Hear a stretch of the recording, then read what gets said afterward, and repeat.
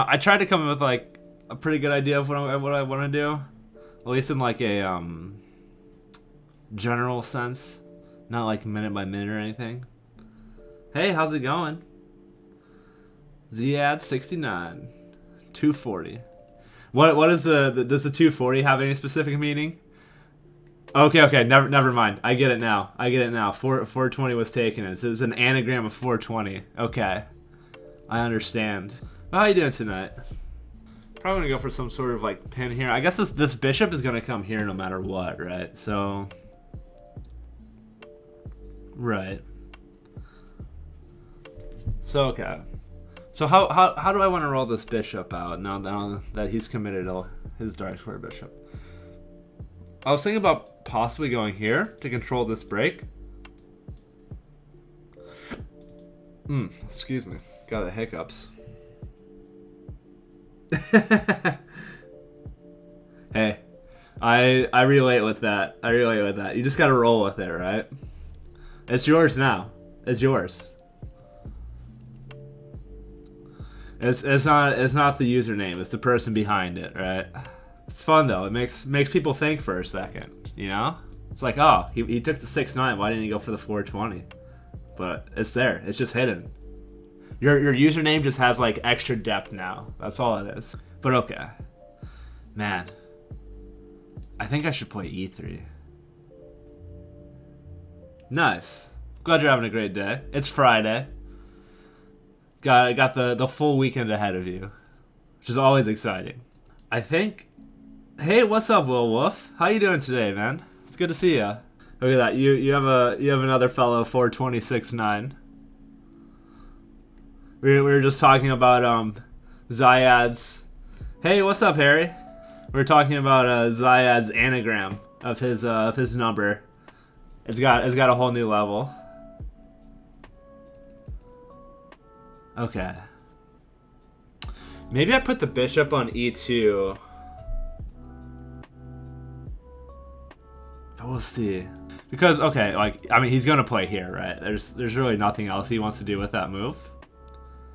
So do I want my queen to be tied down to defending this knight, or am I actually not even worried about doubled pawns here and then trying to attack down the G file and trying to use this dark square diagonal? I saw my dark square bishop, right? So, but I will likely have to play h3 soon, so I can make a cubby. Let's go d3. I'm gonna castle into this. Holy cow. If the music gets too robot, just let me know.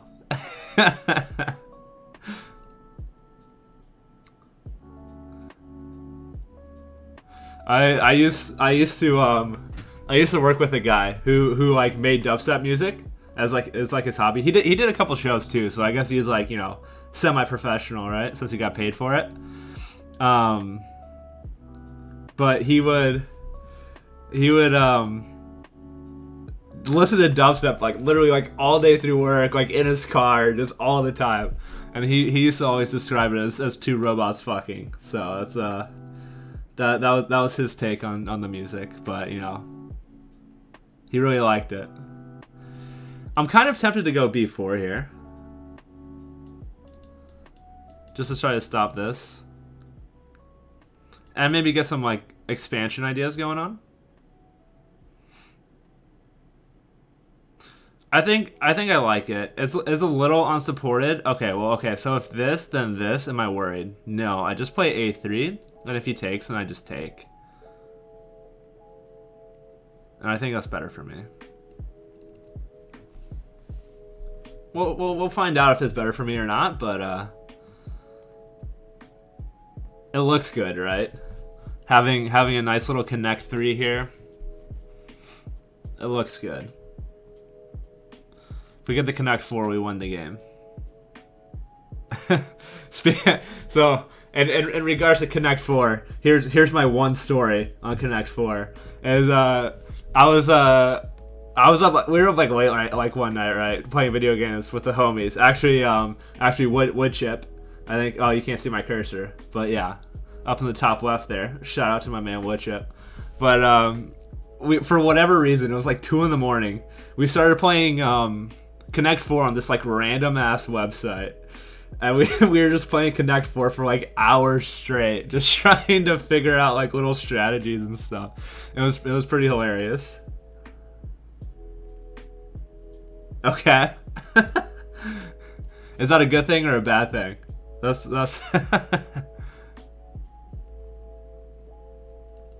If I ever end up as your English teacher, you're not learning anything. Okay, so wow. This is like the world's freaking longest time anybody can play with 0 space. This is interesting. What if I go for something like this? Try to break the center this way? What about a move like knight here?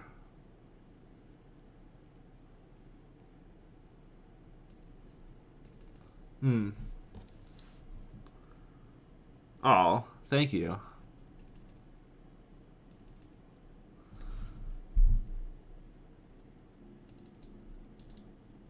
Okay.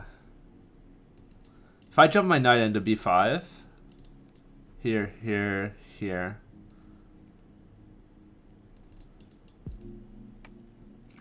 I could just continue just like centralizing rooks. But I feel like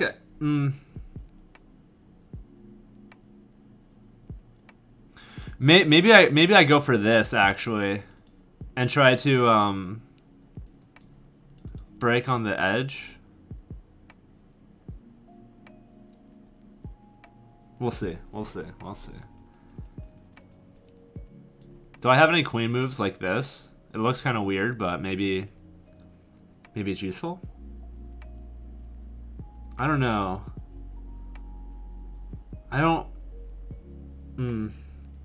I could play no, if I'm gonna play a waiting move, I might as well move a rook. So let's move a rook. I think this is the safer rook move. Because this rook is I don't know what file. I could even stay on the A file. I don't know what file I want yet. Sorry, I have the hiccups. Yeah. I'm from the US.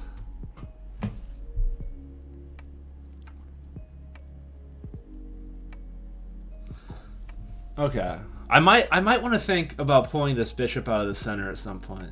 Okay, so he goes for a break here. Now I'm tempted to just hop a knight. Ooh, what about c5? Takes. This bishop kind of gets stuck, but okay, he just comes here. Cause c5 seems nice here to open up this diagonal. Ooh, and actually I could try to attack this rook, bring a knight back, and I get this central outpost, or I get a nice central outpost for my knight. So I think c5 is a pretty good move here. So let's go for it.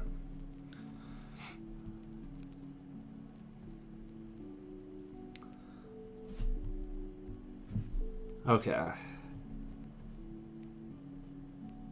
Yeah, okay. So I'm banking on the fact that this bishop sucks now. This bishop is going to get traded. So actually no, he can't. He can't go here. He can't go there. There's a pawn there. So okay. I feel like I'm squeezing his position here pretty rigorously. That's probably not even close to like the term that I'm really trying to go for, but it's what it's gonna be. So okay, either I move this guy or I lose this guy. And if he takes, oh, what if I go like queen here to defend and attack, and then he moves the bishop back like this, and then I take with tempo. He comes here. And then I come back to like the C file to support this maybe.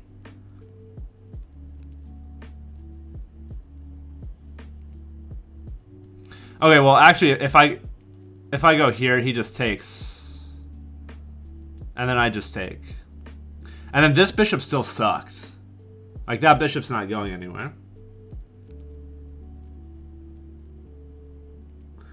No, I haven't been on for too long. I actually just started. Um, I don't know what's up with the notifications. Sometimes Twitch gets a little wonky with some of their stuff, but and I don't know. Did you check just to make sure it was on? Because other than that, like I don't know. It's either just on like Twitch's end or you turned it off somehow. Okay, yeah. Of course, there's this move. Of course, there's this move. I mean, okay. So I can't. I mean, I can't. No, I can't take there actually. Maybe. Maybe I do this. But okay, he just moves, right? This was a bad move. I should have put the queen on c2. Or, yeah, I should have put the queen on c2 and then put the rook on b1. So, okay. So if I go rook to b1, he goes bishop here. I fall back here. He takes. I take. He takes. I take. Then I go knight here. I mean, I could just admit that I'm wrong and come back, actually. I think that's probably the best way forward. Just come back to c2. Okay. How's the I don't want to say grind because I feel like grind has like a negative connotation. But how's the chess studying? That might be better. How's the chess studying, Ben and Harry? Okay. So I think I might. Okay, well he just goes back this way now. This move is good. This move forks 2 pawns. Okay, so if I go here and okay, so he's hitting my dark square bishop.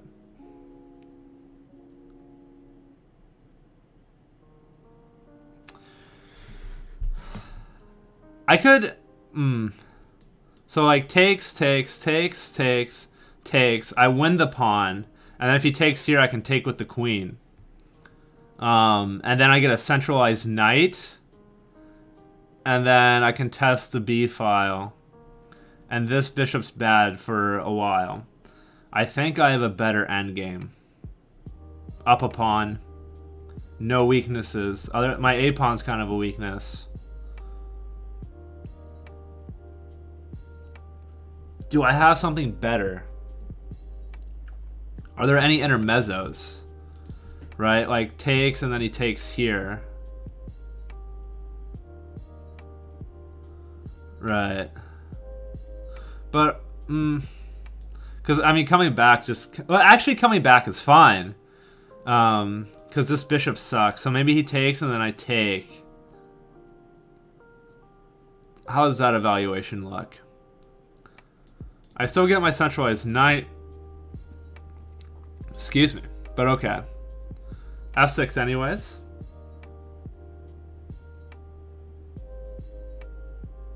Yeah, maybe, I don't know. If you like get it on your phone, I know sometimes like if a notification pops up and you like get rid of them often, it'll be like, hey, do you want to keep showing these? And it might just like blanket apply to any Twitch notification. If you hit like no, I don't. But I don't know. Honestly, I'm not like super familiar with it, so definitely not an expert. Okay. So I could go for this. He takes here. I take here. He goes like this to save the pawn. And then this knight's in no man's land. Okay, this moves out. So I could still take here. And if he takes here, then I want a pawn this way. If I take here and he takes here, then I could come back.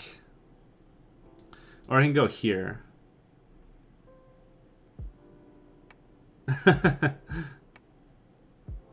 Yeah, I mean, oh goodness, I'm down to 5 minutes here. I gotta pick up the pace a little bit.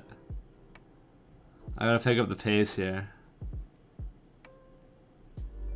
I think the intermezzo is kind of what gets me. But okay, he's grabbing the dark square bishops no matter what, so I should kind of. I can. Okay, I think I just take in the center. I think we just go for this because he's gonna get the bishop no matter what. Actually, maybe I haven't come back. Okay, yeah, he takes the intermezzo. But okay, maybe knight here and then push the pawn is somewhat interesting, right? I could throw this move in. Gain a tempo. Maybe not. No, I just have to either. Okay, no. Takes. This pawn, yeah, unfortunately in this line. Hey, have a good night, Zayed.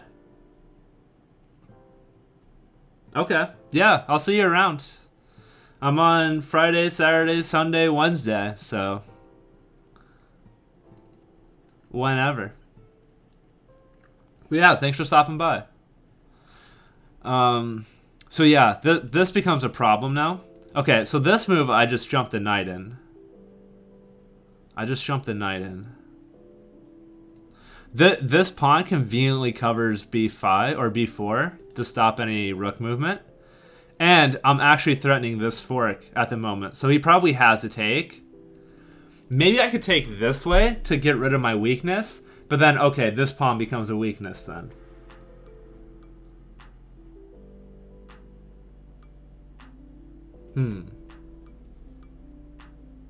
Interesting.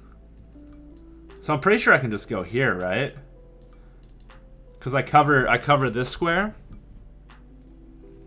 So knight here. He doesn't have anything to attack my king. There's no checks. If he takes this way, then I just take. Or actually, I just take. That's taking the queen is generally stronger. Yeah. Okay. He can take here, hitting the rook. But I don't know if I'm that concerned. He's been playing very quickly. Very quickly. Okay. So yeah, I mean, just takes here and then probably this rook over and then up.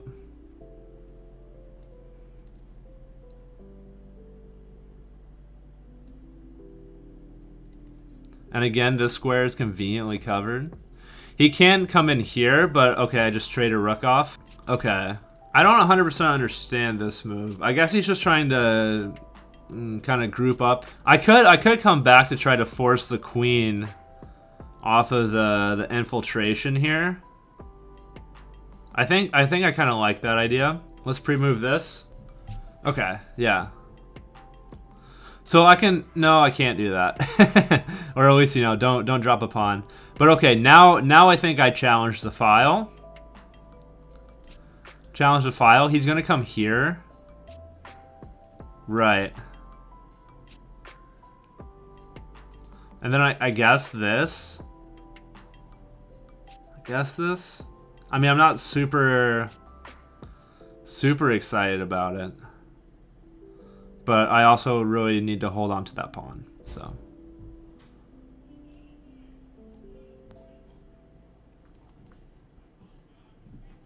F5 is something that I need to be concerned about now. Maybe I play G4. Interesting.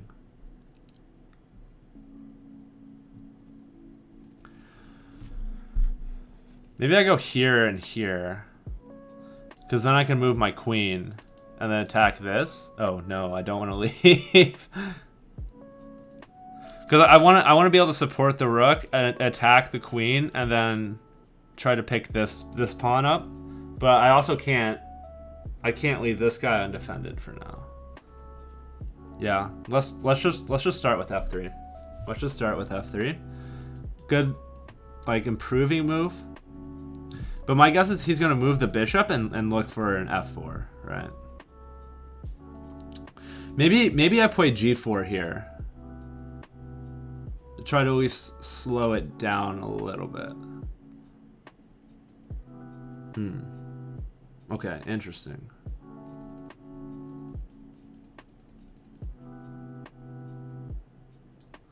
So if I come here,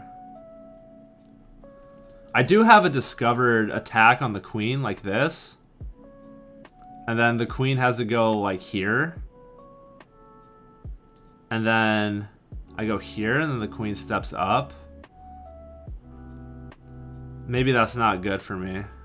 That's actually probably not good for me.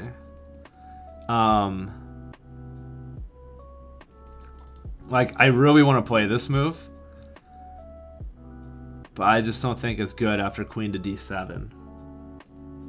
So then let's play g4. Actually, no. I need to keep in mind that he's hitting this pawn one more time. So I can swing the rook.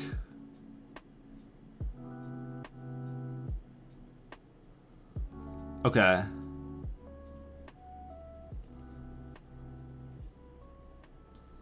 Takes. Okay, so I can still play g4 here. And if he pushes, then I blockade. If he takes, I just take. Yeah, I think this is fine. If he pushes, it's good for me.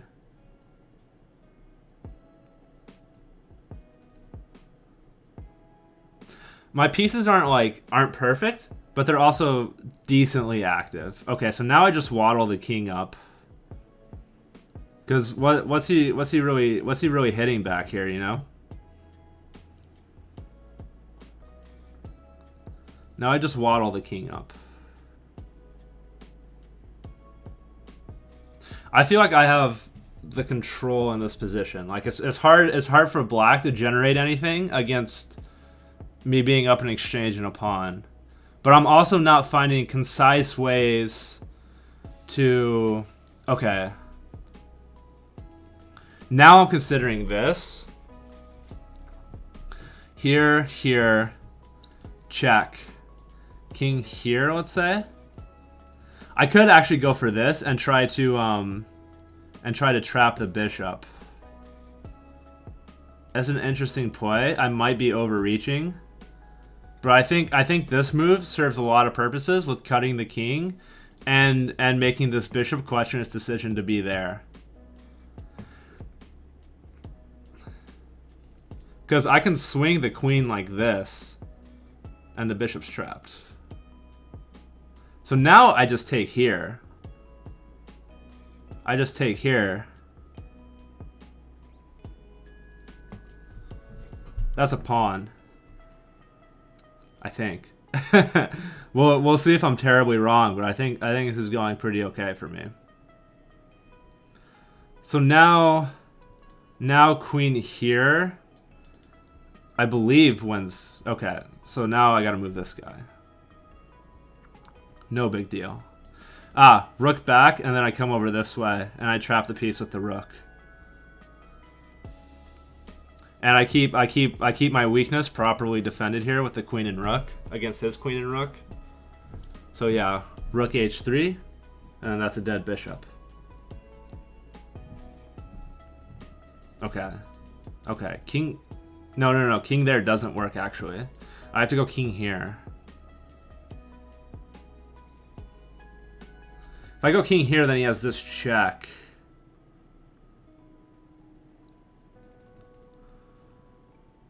I have a counter check here or here. Oh, I can block with the rook, which covers this square, and then I go king here. Now I go king here.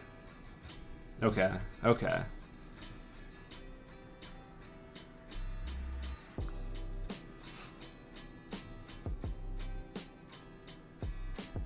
I just have to not lose on time. As long as I don't lose on time.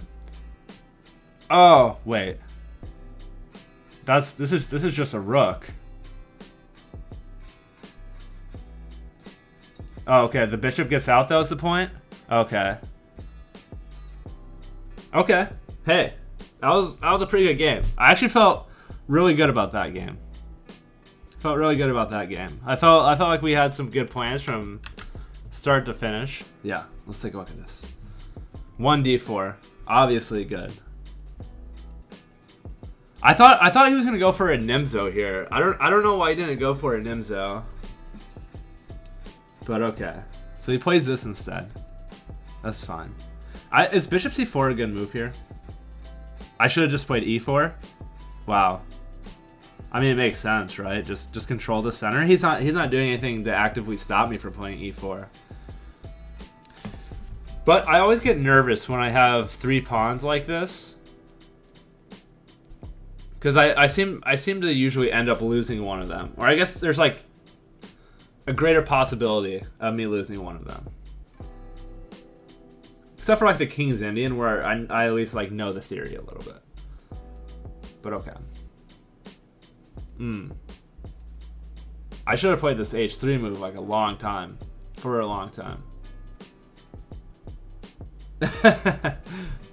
Yeah, I mean, the like E4 D4 debate is always there. So like the good thing about D4 is it's a it's a little bit of like a safer option. But if you're starting out and you want to like get better at tactics or like learning how to play in sharp games, then E4, the E4 openings are a little bit sharper. But yeah, like I started out with 1D4. The Queen's Gambit was like the first opening that I ever learned. So I've just always just stayed with it because like that's what I know. But I think because of that, or at least some of it, it might be because of like my nature as like a risk adverse kind of person in general. But I've gotten like my positional chess is like way better than like my sharp tactical chess, right? If it's like the two graphs. I don't know if that makes a graph like that makes sense here. But yeah, I don't know. Sometimes I'm like, because I have to like force myself to play sharp positions. So I wonder. I don't know if it's true or if it would be true or not. But like if I started with D4, I always play the Catalan. Yeah. Okay. So the Queen's Gambit is definitely positional. Some people call it boring. I think it's magical, but hey. No, it's really up to like your style, which I mean, I guess your style doesn't really develop for like a long time. Yeah. Okay. I don't know. I like my Queen's Gambit. I actually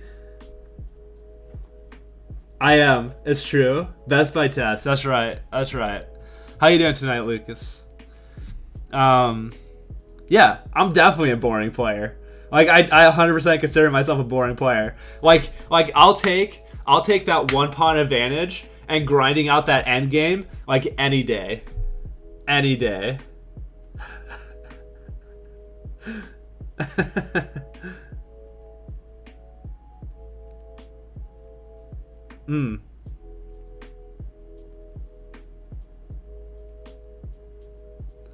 The pawn up, like, so I'm just saying like as terms of like winning the game, you know, I'm not always going for a checkmate. Like I'm perfectly content with just like gaining a pawn advantage and then trying to grind that advantage out. I'm not saying like you necessarily like get that pawn advantage immediately, but just finding like a tactic just to win a pawn. Yeah. Equal trade. Because then you have no pieces left after I defend it, and then I run my my connected passers down the board. You know.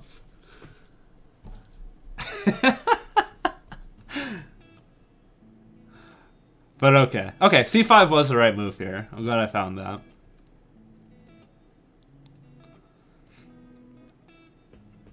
Queen to B1. It's same, but different. Wait, okay. Actually, no, it's not same at all. So if he takes here, I take here. I take here. He goes... Oh, okay. Because I'm just going crazy on the back rank. Just going crazy here. Watch out. Interesting. Right, because like my concern with taking here was because he's on my queen here. So that's why I felt like I had to, or like when he took here, he was going to be on my queen. So that's why I played this move to defend and attack. But moving here and then taking and taking to B1, not A1. But you get the idea. You're smart. Go here, takes with the power of this bishop. May the power of the bishop compel you. Okay. So I missed this idea. Okay. And admitting that I was wrong and coming back to C2 is actually the right play here. So I'm pretty happy about that. So then, yeah. We go into this whole trade. I get a pawn. He misses this fork. I get an exchange. And then we just kind of dance around for a while. Oh, I should have pushed in the center.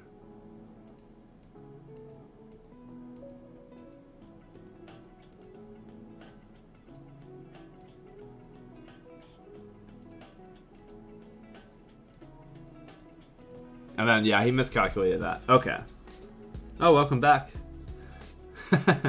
Yes, we pulled home the victory there. This was the final position.